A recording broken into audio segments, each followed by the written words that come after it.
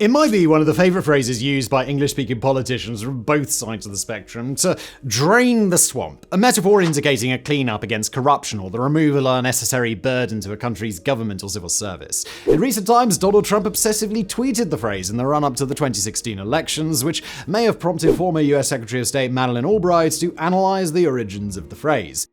And we are going to drain the swamp. Albright claimed that one of the early proponents of this figure of speech was Italian fascist dictator Benito Mussolini, who once had promised to drain the swamp of his government's bureaucracy, which he did by firing 35,000 civil servants. But I realise that this channel isn't called Mega Metaphors, and you want to hear about big-ass machines building stuff, so let me get to the point. Mussolini never used that phrase, it was not a common idiom in his native Italian, but what he did was drain a literal swamp. In 1926, the dictator ordered a massive project which combined engineering, hydraulics, architecture, and agriculture to reclaim a vast swath of marshy, unproductive, and unsanitary wetlands south of Rome.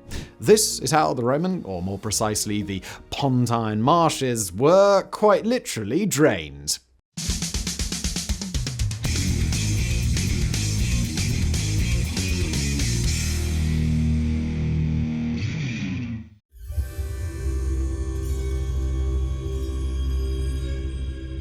For centuries, the Pontine Marshes were a vast expanse of stagnant waters and unproductive lands, covering a surface area of approximately 70,000 hectares or 270 square miles. That's about twice the size of Philadelphia, by the way. The marshes, located on the Tyrrhenian coast south of Rome, were infested by mosquitoes, which naturally made malaria endemic in the region. The origin of the swamplands dates back to the Pliocene epoch, about 3.5 million years ago, when the Tyrrhenian Sea flooded the Italian coast. Some 3 million years later, most of the waters flowed back into the sea, but not in the Pontine area due to its low elevation. And therein lies the issue. The Pontine Plains were just too flat. In some areas, the terrain dipped below sea level, which did not allow for brackish, rain, and spring waters to flow back out into the sea. For millennia, the Pontine Marshes were under the uncontested rule of King Malaria. Luckily, a new civilization of peoples with a knack for hydraulics and engineering popped up in the area. Not the Romans, mind you, but rather the Volsci. Back when Rome was little more than a village of upstarts, the Volsci moved down from the appropriately named Volscian Mountains into the plains and started reclaiming the swamps for agricultural use. Remarkably, these early Italic people succeeded in drying out the marshes thanks to a complex network of draining and irrigation canals. By 338 BC, the Volsci had founded 24 prosperous cities well supplied by the reclaimed countryside. But then the Romans showed up to do what they did best, stabbing people and conquering their lands. The Volsci were annexed, and all of their engineering efforts were lost without proper maintenance. The canals were blocked up by silt and debris, embankments and dams crumbled, and eventually the swamps and the mosquitoes all came back. The Romans realized that they'd made a bit of a mistake here, but their subsequent attempts to drain the marshes were not as successful as the Volscis. In 312 BC, censor Appius Claudius Casus directed some partial bonification works necessary to build the famous Appian Way. In 182 BC, consul Publius Cornelius Carthagus had another go at partial draining. Julius Caesar himself took another stab at reclaiming the marshes, and he may have succeeded had some conspirators not taken a stab at him.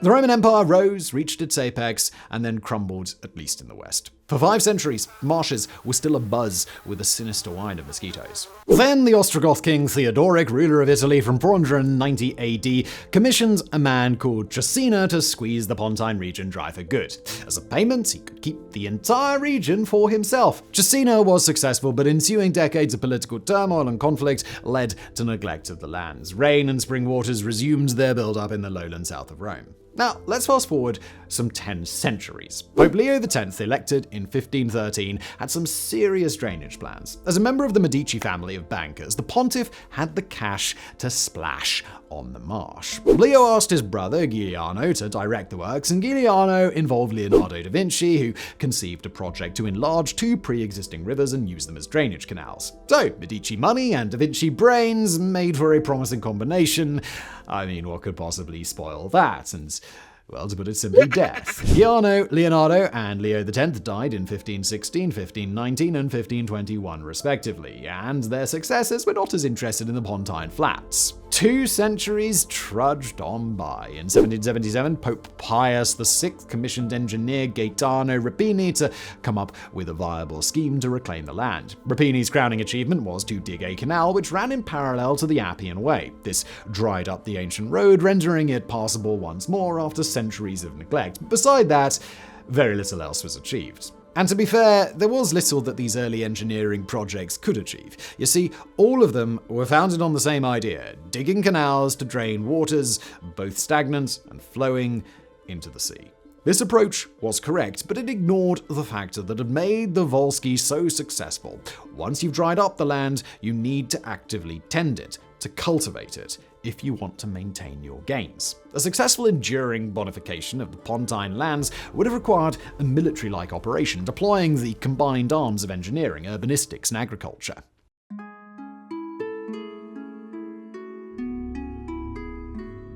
In 1919, local government oversaw the foundation of 2 consortiums for the reclamation of the Pontine lands, but their efforts were marred by lack of cooperation from the local landowners. Moreover, these consortiums lacked a plan to render the Pontine marshes habitable and arable once the water had dried up.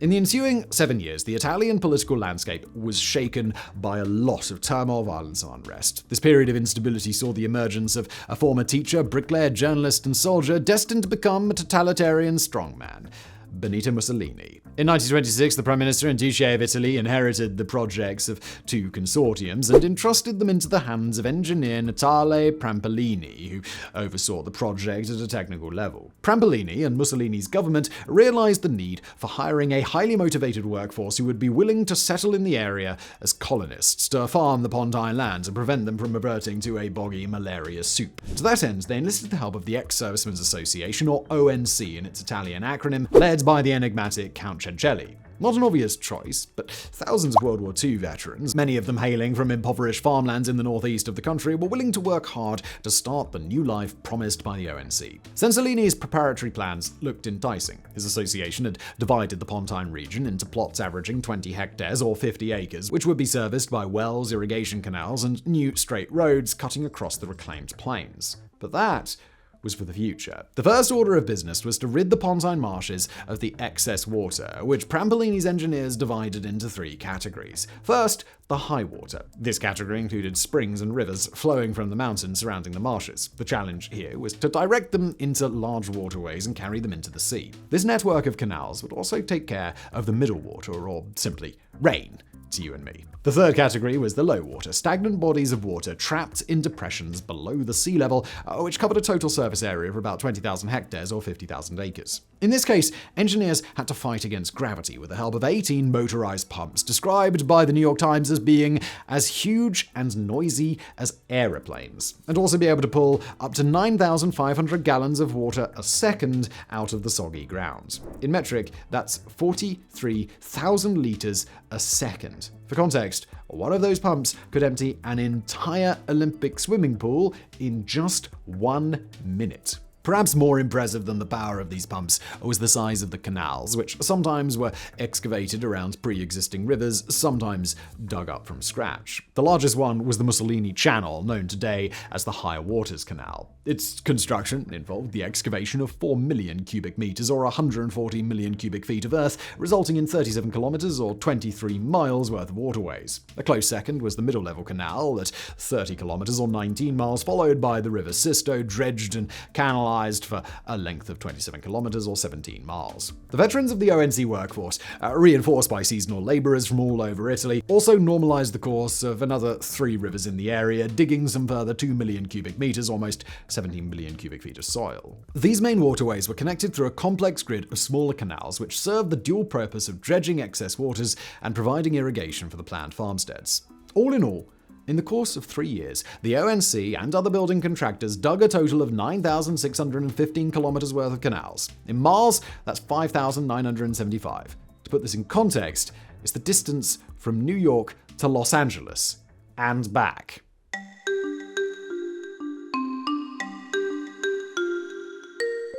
Once the hydraulics engineers had done their job, it was time for the agricultural engineers to take over. The now dried up soil was covered with tangled up scrubland and peaty soil, not ideal for cultivation. Woodcutters were dispatched to clear the territory, organized in axe-wielding battalions, cutting down and uprooting most of the vegetation. Next, a motorized corps of some 120 motor plows and ditch cutters leveled and plowed the areas destined for farming. The agricultural engineers then made way for civil engineers. During the early 1930s, they planned and laid out almost 3,000 farms and 14 new villages erected from scratch. They were connected by new rail links, as well as almost 350 kilometers, 215 miles of new roadways. The regime did not miss the opportunity presented by this empty canvas to plan the construction of 5 entirely new towns, designed according to the principles of the rational architecture that was in vogue at the time. The first to be completed was Littoria, now called Latina, inaugurated on December 18, 1932. Curiously, Littoria had initially been conceived as a modest agricultural town by Mussolini's planners, but Count Cencelli, head of the ONC, took over the project, laying out plans for a much larger city. Mussolini disliked the idea to the point of boycotting the foundation ceremony. But when Littoria was completed, the dictator did not miss the opportunity to hijack the inauguration, turning it into a massive propaganda stunt. Months later, he returned to Littoria to personally thresh the first wheat grown in the Pontine flat since the age of the Volsky. This, of course, was another propaganda coup, during which a sweaty, manly, and bare-chested Mussolini showed off his farming skills for the benefit of the newsreels. By 1933, Mussolini had completely bought into the idea of sponsoring the foundation of new cities. In December of that same year, he laid down the first stone of Sabaudia, Pontine, Aprilia, and Pomezia, followed closely by being inaugurated. These cities, the new villages, and the surrounding farmsteads were quickly settled into by the colonists, many of whom had worked directly in the bonification project. Count Cencelli and his ONC entrusted the administration of 2,953 farms to families mainly hailing from the Venetia region in the Italian northeast. To apply for ownership of a farm, a family had to count at least 4 men, 2 women, and 1 war veteran. On arrival, a family of colonists would receive a 3-bedroom farmhouse, a chicken coop, an artisan well, an oven to bake bread, and an animal-drawn cart, as well as some cattle and farming tools. The ONC would retain ownership of the farm for the first 5 years, after which it would be handed over in full to the colonists.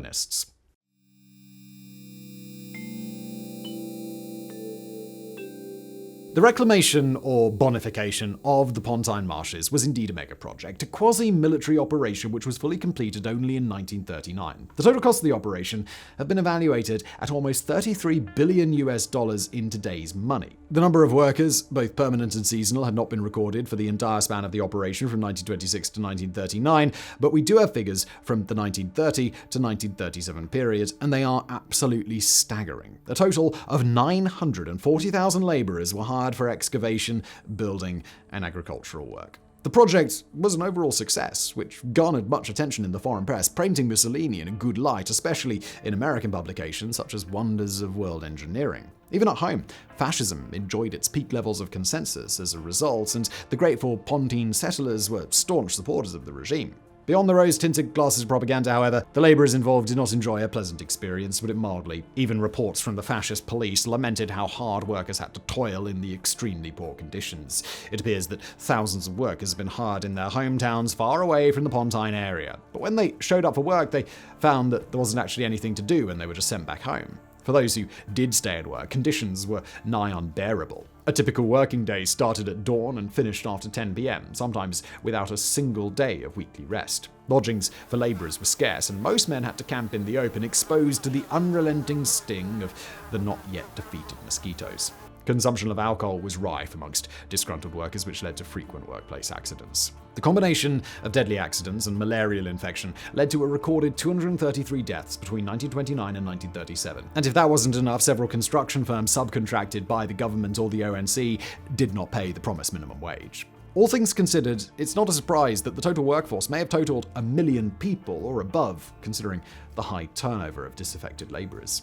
The annual number of employed workers fluctuated constantly, never more so than in 1935. In 1934, the ONC and other contractors had 110,000 laborers on their payroll, but the following year, the numbers plummeted to 24,000. The recently fired laborers suddenly became eligible for military service, and in fact, thousands of them were drafted into the armed forces. The timing of this is suspicious to say the least, considering that in 1935, Mussolini launched the invasion of Abyssinia.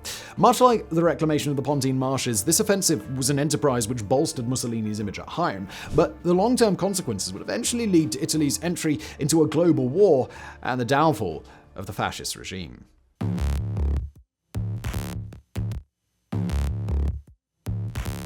On July 9, 1943, the Allies landed in Sicily and started fighting their way up the Italian boot. On July 25th, Mussolini was ousted by his own Grand Council of Fascism and King Victor Emmanuel III. Italy's new non-fascist government negotiated an armistice with the Allies in early September, which prompted Nazi Germany to occupy most of central and northern Italy and install Mussolini as head of the newly created Italian Social Republic. The Pontine lands suddenly found themselves on the front line, squeezed between the Axis to the north and the Allies to the south. As of January 1944, the area was surrounded by 3 war zones: the Gustav defensive lines to the south, Cassino to the east, and the Anzio amphibious operation on the coast. The Axis laid out another defensive line between Aprilia and Littoria, thus stopping the Allied advance in the area. But after a failed Axis counteroffensive in March, the Allies poured into the Pontine Flats, conquering Aprilia in early April and Littoria on May the 24th. By the 29th of the month, the Pontine lands had been entirely rid of Axis forces. Months of heavy fighting had taken their toll on the infrastructure and the civilian population, battered by American naval and aerial bombings.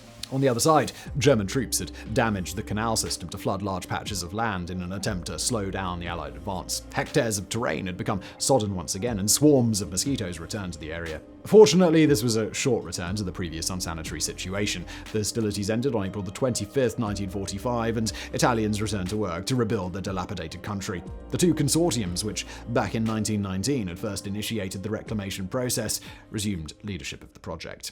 With financing from a newly created fund for southern Italy, the consortiums repaired the damage meted out by both Axis and Allies, returning the Pontine Flats to their pre-war pristine state.